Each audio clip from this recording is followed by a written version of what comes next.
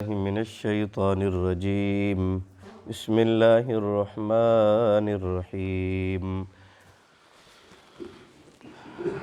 له ملك السماوات والأرض وإليه ترجع الأمور يولج الليل في النهار ويولج النهار في الليل وهو عليم بذات الصدور آمنوا بالله ورسوله وأنفقوا مما جعلكم مستخلفين فيه فالذين آمنوا منكم وأنفقوا لهم أجر كبير وما لكم لا تؤمنون بالله والرسول يدعوكم لتؤمنوا بربكم وقد أخذ ميثاقكم إن كنتم مؤمنين هو الذي ينزل على عبده آيات بينات ليخرجكم من الظلمات إلى النور وإن الله بكم لرؤوف رحيم صدق الله العظيم اللهم صل على سيدنا محمد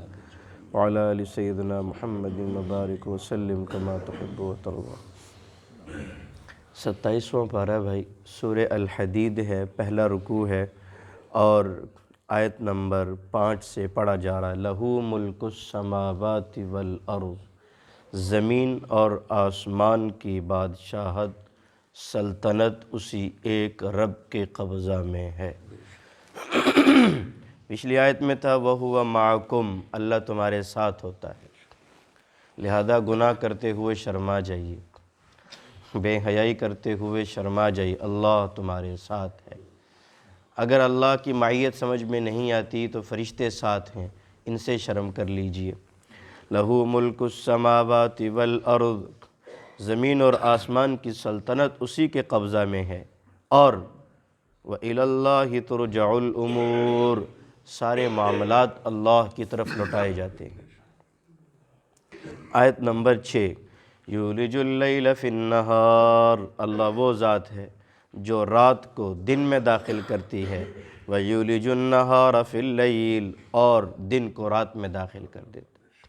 کبھی رات کا پردہ دن کے اوپر چڑھا دیتا ہے اور کبھی دن کے اوپر رات کی تاریکی چڑھا دیتا ہے۔ یہ خود سے تھوڑی چل رہا سورج، بر وقت آ رہا ہے بر وقت جا رہا ہے، ایک کرنے والی ذات اللہ کی ذات ہے، اور یہ ہمیشہ کے لیے نہیں ہے، ایک وقت ہے، اس کو لپیٹ دیا جائے گا، اور اس وقت کو قیامت کہتے ہیں۔ وہ وقت آنے سے پہلے ہمیں سمجھ جانا چاہیے۔ وَهُوَ عَلِيمٌ بِذَاتِ الصُّدُورِ، وہ تمہارے سینوں میں چھپی ہوئی باتوں سے بھی واقف ہے، اللہ کے علم کا ذکر ہے۔ وَهُوَ عَلِيمٌ بِذَاتِ الصُّدُورِ، وہ تمہارے سینوں میں چھپی ہوئی باتوں سے بھی واقف ہے۔ لہذا آیت نمبر 7 میں، لہذا اے لوگو آمنوا باللہ، اللہ پر ایمان لے آؤ۔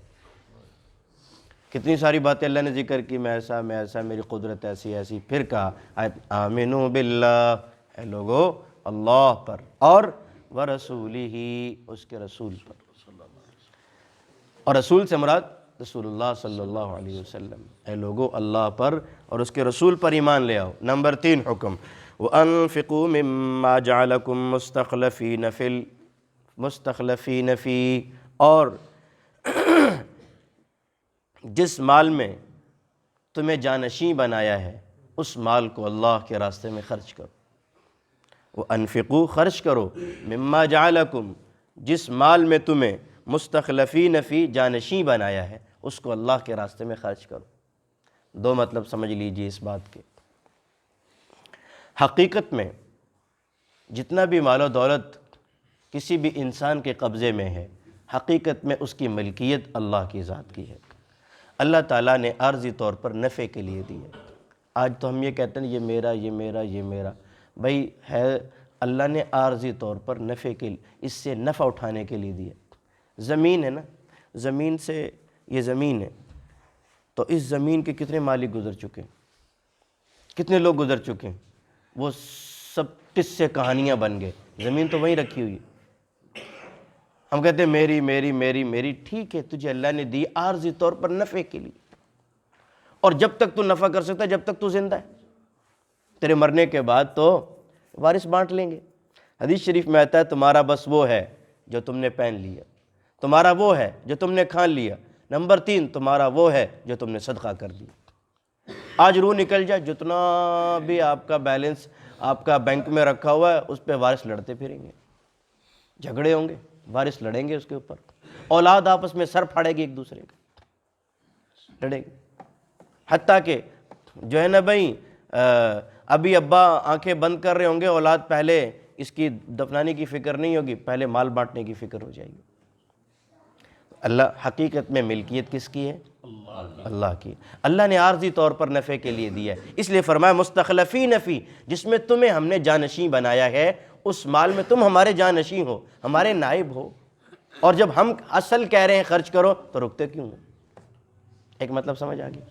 بڑے آسان لفظوں میں بھائی، کچھ ادھر ادھر دیکھ رہے ہیں سمجھنا نہیں چاہتا، کیونکہ مال کی محبت ہی کچھ ایسی چیز ہے۔ دوسرا مطلب سمجھیے، دوسرا مطلب اس کا یہ ہے کہ جو آپ نے کوئی چیز خریدی آپ مالک بنے، نمبر 2 کوئی چیز آپ کو تحفے میں ملی آپ مالک بنے، نمبر 3 کوئی چیز آپ کو وراثت میں ملی۔ 3 ہی صورتیں ہیں نا، آپ خریداری کر لیں، آپ وارث بن جائیں، آپ کو کوئی گفٹ کر دے، جیسے بہن بھائیوں کو گفٹ کر دیتی ہیں، تو ان 3 طریقوں سے بندہ مالک بنتا ہے۔ تو اللہ تعالیٰ فرما رہے جس میں تمہیں جانشین بنایا ہے، تم سے پہلے کسی اور کے پاس تھا، تمہارے آنے سے پہلے کسی اور، اب تم جانشین بن گئے ہو، تمہارا بھی جانشین کوئی اور ہے۔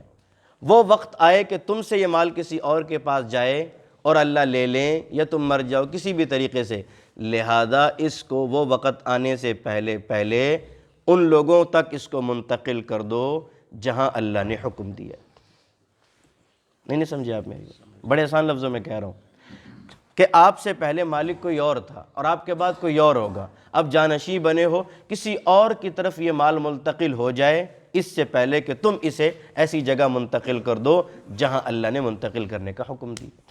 اس لیے فرمایا انفقو، اے لوگو خرچ کرو اپنے اس مال کو، مما جعلکم، جس میں اللہ تعالیٰ نے تمہیں مستخلفین فی، جانشین بنایا ہے، فالذین آمنوا منکم، اچھا چنا وہ لوگ جو تم میں ایمان لائے، وانفقوا، اور انہوں نے اپنے مال کو اللہ کے راستے میں لگایا، لہم اجر کبیر، اللہ کے نزدیک اس کا بہت بڑا اجر، بہت بڑا اجر ہے۔ یہ بھی نظر نہیں آ رہا، دنیا میں بھی نظر آ جاتا ہے، لیکن حقیقت میں یہ آخرت میں نظر آئے گا، اور جب آخرت میں نظر آئے گا اس وقت افسوس ہی افسوس ہے، اس کا کچھ فائدہ نہیں ہوگا۔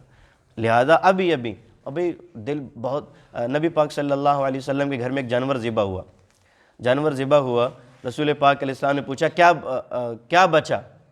سارا تقسیم ہو گیا، جانور سارا تقسیم ہو گیا، ادھر دے دیا، ادھر دے دیا، ادھر دے دیا، تو حضور پاک علیہ السلام پوچھا گھر میں کچھ بچا؟ میں کہا اللہ کے نبی ایک پاؤں بچا ہے۔ حضور پاک علیہ السلام فرمایا سارا بچ گیا لیکن یہ پاؤں نہیں بچا۔ بات سمجھ نہیں آئی، کہا جو تم نے صدقہ کر دیا وہ تو بچ گیا، ذخیرہ ہو گیا، اور جو تم نے رکھ لیا یہ تو ہمارے لیے ہے۔ اگرچہ جائز تھا لیکن امت کو تعلیم دی، سمجھ گئے بھائی؟ لیکن آج ہمارے گھر میں کچھ ہم پڑوسی کو بھی نہیں پوچھتے، جبکہ صحابہ اکرام کے گھر میں کوئی ذبح ہوتا، برابر میں ایک یہودی پڑوسی تھا، یہودی کے گھر بھی دیتے تھے، تو ہم تو مسلمان ہیں بھائی، ایک بھائی کی اولاد ہے، ایک باپ کی اولاد ہیں تو بھی نہیں پوچھتے۔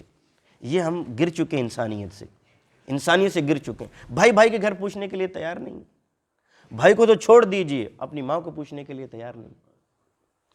یہ اندر سے کھوکھلے کورے ختم ہو گئے اندر سے، اکٹھا گھر ہے لیکن یہ کہ گھر میں کچھ پکا ہے برابر گھر میں دینے کے لیے تیار نہیں، ایک ماں کی چھاتی سے پل کر جوان ہونے والے، اتنی نفرتیں برابر قبر بنانے کے لیے تیار نہیں۔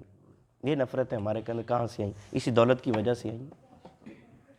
اولاد باپ کے مخالف ہے، اور باپ اور بیٹے کے کورٹ کچہری ہو رہی، بہن بھائیوں کی ہو رہی ہے، ہمیں سمجھ شعور ہی نہیں ہے، خود اپنے ہاتھوں ذلتیں لے رہے ہیں، ہمیں سمجھ ہی نہیں، بس اسی چند ٹکے کی خاطر۔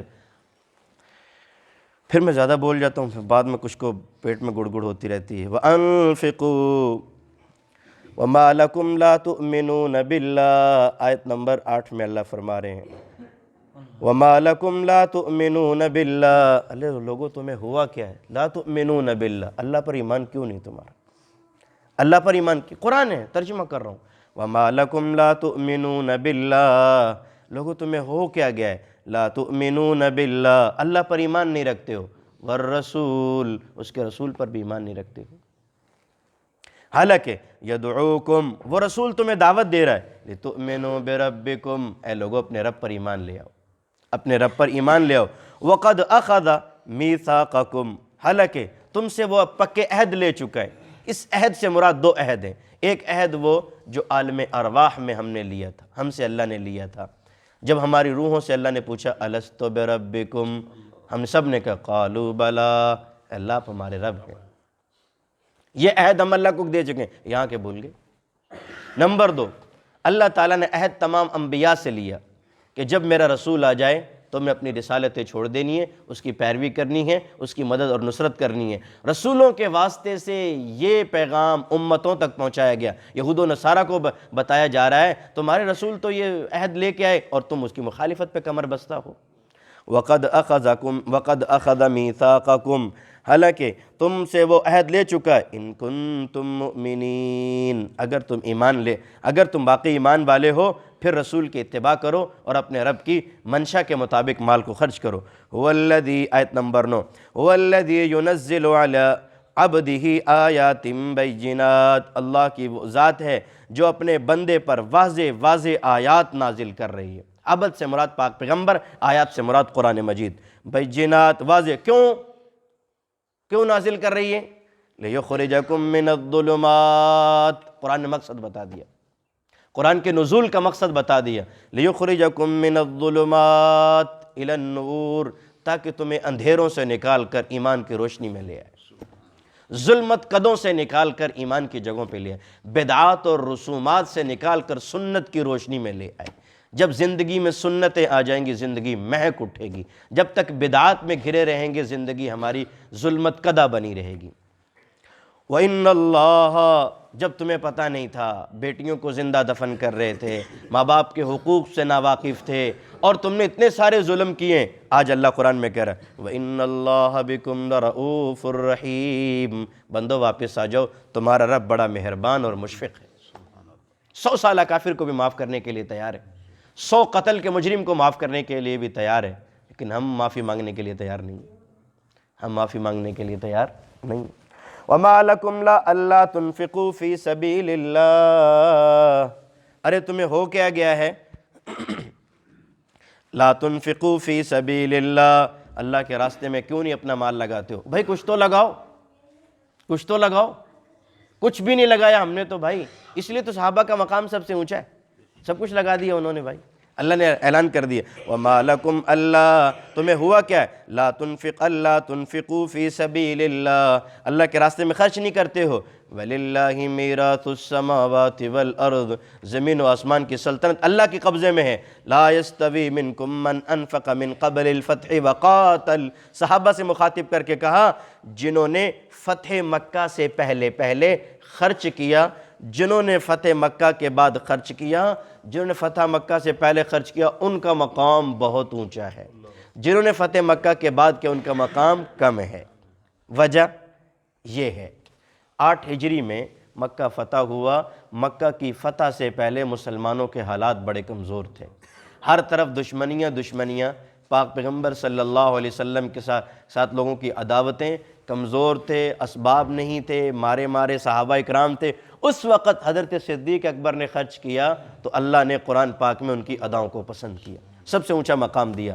اب جب مکہ فتح ہو گیا، اسباب زیادہ آ گئے، خیبر فتح ہو گیا اور جگہیں فتح ہو گئیں، اب مسلمانوں کی دشمنیاں کم ہو گئی، اب جو لوگ مسلمان ہو رہے ہیں وہ صحابہ تو کہلائیں گے لیکن پہلوں جیسا مقام نہیں، پہلے جیسا مقام، وہ خرچ تو کر رہے ہیں لیکن پہلوں جیسا مقام نہیں ہے۔ جناب ابو سفیان امیر معاویہ رضی اللہ عنہ کے والد گرامی اور جناب امیر معاویہ رضی اللہ عنہ، اعلان انہوں نے فتح مکہ کے بعد کیا، اس لیے ان کا مقام ان پہلے والے صحابہ جیسا ہے تو سارے صحابہ، ہر ایک کے ساتھ اللہ نے قرآن میں کہہ دیا، آخر میں آیت کے آخر میں آ رہا ہے سب کے ساتھ ہم نے وعدہ کر دیا، لیکن جو مقام اولین صحابہ کا والسابقون، سب کا ان جیسا مقام نہیں، ان سے کم ہے۔ جی ہاں، اللہ اکبر۔ اولئک اعظم لا یستوی منکم من انفقا، تم میں سے برابر نہیں ہو سکتے جنہوں نے خرچ کیا فتح سے پہلے، وقاتل، اور جہاد میں حصہ لیا، اولئک اعظم درجۃ، ان کے اونچے درجات ہیں کن سے؟ من الذین انفقوا من بعد وقاتلوا، جنہوں نے بعد میں خرچ کیا فتح مکہ کے بعد اور قتال کیا، اگرچہ کلا وعد اللہ الحسنی، تمام کے ساتھ جنت کا وعدہ ہے، لیکن مقام ان کا زیادہ اونچا ہے۔ واللہ بما تعملون خبیر، اور اللہ تعالیٰ کو خوب پتہ ہے جو تم اعمال کر رہے ہو، کون کس نہج پہ چل رہا ہے، پیچھے آیا تھا نا، دلوں سے واقف ہے۔ اللہ تعالیٰ ہمیں اپنی مرضیات کے مطابق زندگی گزارنے کی اور اللہ دین کے معاملات میں اپنی جان اور مال لگانے کی ہمت عطا فرمائے۔